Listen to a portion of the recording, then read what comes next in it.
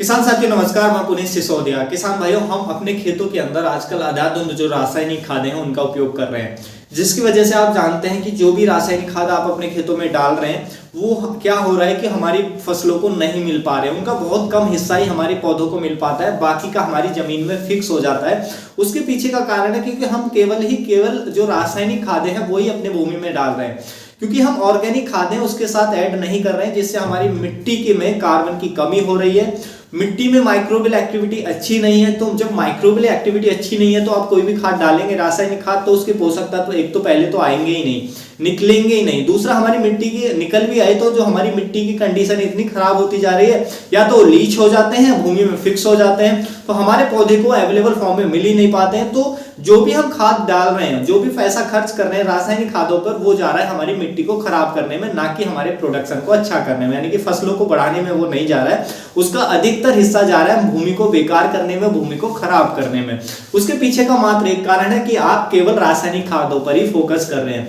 यदि आप जो रासायनिक खादें डाल रहे हैं उनको थोड़ी सी डोज घटा दें, थोड़ी कम भी कर दें, आधा भी आप कर दें, उसके साथ साथ जो आपका पैसा बचता है उसको कुछ जो हमारी ऑर्गेनिक खादें हैं उन पर आप खर्च करें, तो आप देखेंगे कि आपका जो आधा खाद डाल रहे हैं रासायनिक खाद, वो पूरा का पूरा जितना आप 100% दे रहे थे, यानी कि जो उसकी दुगनी मात्रा दे रहे थे, उसके बाद भी उतना रिजल्ट नहीं मिल रहा था, तो उससे भी अधिक रिजल्ट मिलेगा आधे रासायनिक खाद में ही। और क्योंकि आप साथ में जो ऑर्गेनिक खादें हैं वो ऐड करेंगे, तो उससे आपकी भूमि अच्छी होगी, भूमि में बैक्टीरियल एक्टिविटी अच्छी होगी, जो खाद देंगे पूरा का पूरा पौधे को मिलेगा, पौधे को पूरे न्यूट्रिशन मिल पाएंगे, तो पौधे की ग्रोथ अच्छी होगी, पौधे को सभी न्यूट्रिशन मिल पाएंगे तो पौधा मजबूत भी होगा, उस पर कीट व रोगों का अटैक भी कम होगा। तो इसलिए आपको ये ध्यान देने की जरूरत है कि हम केवल रासायनिक खादों पर फोकस को छोड़ें, साथ में हम जो ऑर्गेनिक खादें हैं वो भी दें, हमें एक बैलेंस बनाकर चलना है।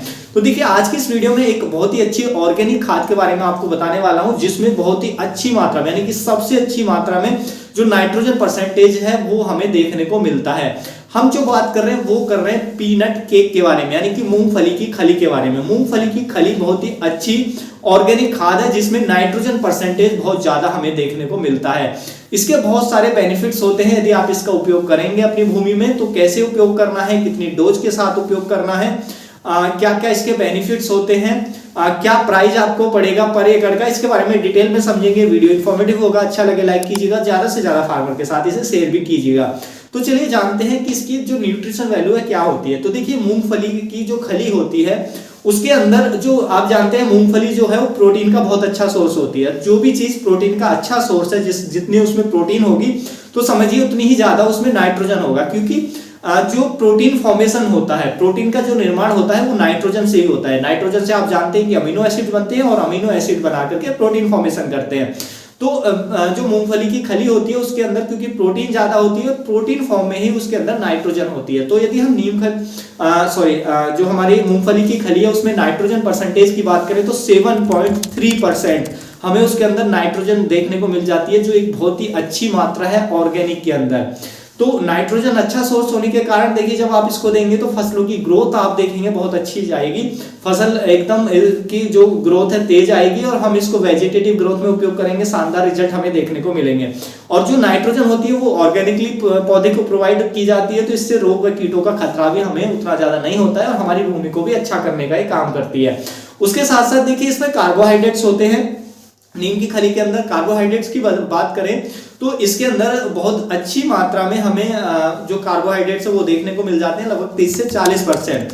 अब देखिए, कार्बोहाइड्रेट्स को तो पौधा लेता नहीं है, लेकिन कार्बोहाइड्रेट्स जो होते हैं, क्योंकि पौधा जो है कार्बोहाइड्रेट स्वयं बना लेता है, लेकिन मूंगफली की खली के अंदर जो कार्बोहाइड्रेट्स होते हैं वो काम आते हैं किसके, माइक्रोब्स के। वो माइक्रोब्स का भोजन होता है। तो इससे आपके खेत के अंदर जब मूंगफली की खली का उपयोग करेंगे तो कार्बोहाइड्रेट जाएगा, जिससे जो हमारे माइक्रोब्स हैं, बैक्टीरिया है, लाभदायक फंगस है, उसको भोजन मिलेगा और उसकी ग्रोथ तेजी से होगी भूमि के अंदर, जिससे भूमि की जो अच्छी कंडीशन होगी और भूमि में जो भी रासायनिक खाद डालेंगे वो जल्दी से हमारे पौधे को लगेगा, और वो अच्छी मात्रा में लगेगा, अवेलेबल फॉर्म में उसके पोषक तत्व आएंगे और हमारे पौधे को लगेंगे, जिससे हमें रिजल्ट अच्छे मिलेंगे। यानी कि जो भी खाद देंगे उसका सदुपयोग हमारे पौधे, हमारी फसल कर पाएगी, या उसका सदुपयोग होगा, जिससे हमें बेनिफिट मिलेगा।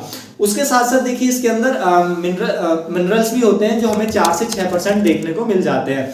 मिनरल्स यानी कि आप जानते हैं जैसे पोटेशियम हो गया। पोटेशियम की बात करें तो नीम की खली के अंदर जो पोटेशियम होता है वो हमें लगभग 2% देखने को मिलता है। फास्फोरस की बात करें तो 1.5% देखने को मिलता है। उसके साथ साथ इसमें अदर माइक्रोन्यूट्रिएंट्स भी हमें देखने को मिल जाते हैं, जैसे सल्फर है, जिंक है, मैग्नीज है, इसके अंदर होता है आयरन होता है, कॉपर होता है। तो ये सभी जो माइक्रोन्यूट्रिएंट्स है वो भी देखने को मिलते हैं। तो नीम की खली बहुत ही बेनिफिशियल है हमारी फसलों के लिए, और हम जो रासायनिक खाद डाल रहे हैं उसके भी रिजल्ट को एनहेंस करने के लिए तो आपको जरूर ऐड करना चाहिए।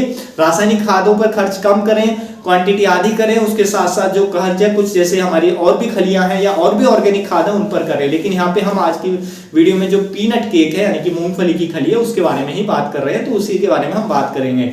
तो देखिए मूंगफली की खली और भी इसके जो बेनिफिट्स है ये देखने को मिलते हैं। जब आप इसको सॉइल में डालते हैं तो सॉइल की जो वाटर होल्डिंग कैपेसिटी को बढ़ाता है, सॉइल के पोरोसिटी को बढ़ाता है, सॉइल में कार्बन को इंकरेज करता है, जिससे बहुत अच्छी मिट्टी हमारी होती है, बेहतर मिट्टी होती है। और फसलों को, क्योंकि फसलों को जो न्यूट्रिशन है वो लंबे समय तक मिलते हैं, क्योंकि जो मूंगफली की खली होती है इसके जो पोषक तत्व हैं स्लो रिलीज होते हैं। यदि आप डायरेक्टली देंगे तो धीरे धीरे रिलीज होंगे, जिससे पौधे को धीरे धीरे मिलेंगे। लेकिन आप इसको और तरीके से भी दे सकते हैं कि इसके पोषक तत्वों को अवेलेबल फॉर्म में ला करके आप दे सकते हैं। इससे तुरंत पौधे को लगेंगे और तुरंत आपको रिजल्ट देखने को मिलेंगे।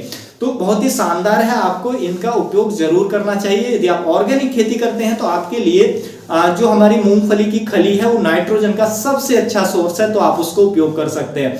अब बात करें कि मूंगफली की खली का हमें उपयोग कैसे करना है, तो इसका आप उपयोग एक दो तरीके से कर सकते हैं। एक तो बेसल डोज में आप जो खली है उसको बारीक करके आप डायरेक्टली, जैसे आप डीएपी या पोटाश जो भी बेसल डोज में डालते हैं उसके साथ मिक्स करके आप डाल सकते हैं। इससे क्या होगा, ये धीरे धीरे डिकम्पोज होगी और धीरे धीरे रिजल्ट आएंगे, यानी कि धीरे धीरे हमारे फसलों को पोषक तत्व मिलते रहेंगे। तो इस ऐसे भी आप डाल सकते हैं। लेकिन यदि आपको तुरंत रिजल्ट चाहिए तो उसके लिए सबसे अच्छा है, क्योंकि इसमें नाइट्रोजन परसेंटेज अच्छी होती है, तो हम इसका उपयोग करें अपनी फसल की वेजिटेटिव ग्रोथ में, यानी कि बुआई के 30 से 35 दिन बाद इसका उपयोग करें। उस समय उपयोग कैसे करना है, आपको जो 25 किलोग्राम 25 केजी जो हमारी पीनट केक है या मूंगफली की खली है वो लेनी है। उसको 200 लीटर वेज डिकम्पोजर में डाल देना है और 10 से 12 दिन तक छोड़ देना है, और उसको अच्छे से चलाते रहे समय समय, और 10 से 12 दिन बाद छान कर उसको जो वेज डिकम्पोजर है उसको छान करके अपनी फसलों में ड्रिप के माध्यम से चला दें, या पानी के साथ बहा दें, या ट्रिंचिंग आप कर दें, तो इससे बहुत ही शानदार रिजल्ट देखने को मिलेंगे। तो देखिए वेज डिकम्पोजर में जब हम इसको डाल देते हैं, जो हमारी पीनट केक है या मूंगफली की खली है, इसको जब डाल देते हैं तो वेज डिकम्पोजर के अंदर हर तरह के बैक्टीरिया होते हैं। जो डिकम्पोज करने वाले बैक्टीरिया होते हैं वो क्या करते हैं, इस खली को डिकम्पोज करके इसके अंदर जो न्यूट्रिशन है उनको अवेलेबल फॉर्म में ले आते हैं उस वेज डिकम्पोजर के अंदर। तो हम जब उसको चलाते हैं तो बहुत ही शानदार रिजल्ट मिलते हैं। फसलों में नाइट्रोजन की पूर्ति अच्छी होती है, ऑर्गेनिकली होती है, फसलें बहुत ही अच्छी ग्रो करती हैं। उसके साथ साथ पोटास की पूर्ति होती है, फास्फोरस की पूर्ति होती है, और माइक्रोन्यूट्रिएंट्स हमारी फसलों को मिलते हैं, जिससे आप देखेंगे इसके उपयोग के बाद जो आपकी फसल है बहुत ही हरी भरी शानदार देखने को मिलेगी। हो सकता है बहुत सारे किसान भाइयों के पास वेज डिकम्पोजर ना हो, तो आपको क्या करना है, 200 लीटर पानी लेना है। 200 लीटर पानी के अंदर उसमें लगभग 2 केजी गुड़, वो थोड़ा सा अलग पानी लें, उसमें 2 केजी गुड़ को अच्छे से घोलें और उसी पानी में डाल दें ड्रम में।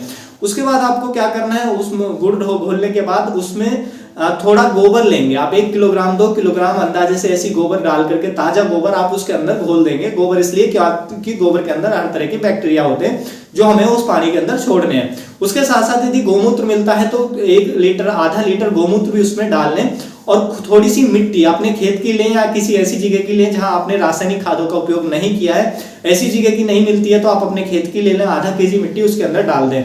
उसको अच्छे से चला करके 2 दिन के लिए छोड़ दें।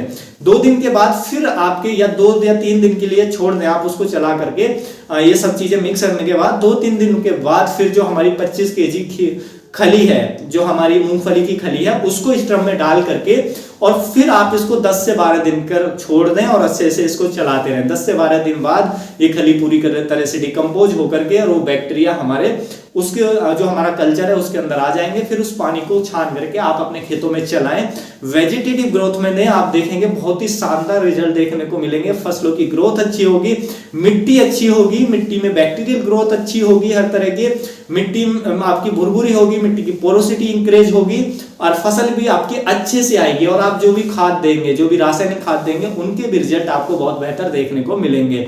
तो आप इस तरीके से उपयोग करके जो बेनिफिट्स हैं वो ले सकते हैं। और यदि डायरेक्टली बेसल डोज में आप जो हमारी ये खली है पीनट केक है यानी कि मूंगफली की खली है, आप डायरेक्टली यूज कर रहे हैं बेड प्रिपरेशन के टाइम बेडों में डाल रहे हैं, तो मिनिमम 25 केजी आपको डालना है। ज्यादा से ज्यादा आप उसको कितना भी डाल सकते हैं, कोई नुकसान नहीं है। 200 केजी तक भी डाल सकते हैं, 300 केजी पर एकड़ के हिसाब से भी डाल सकते हैं, लेकिन उसमें खर्चा ज्यादा आएगा।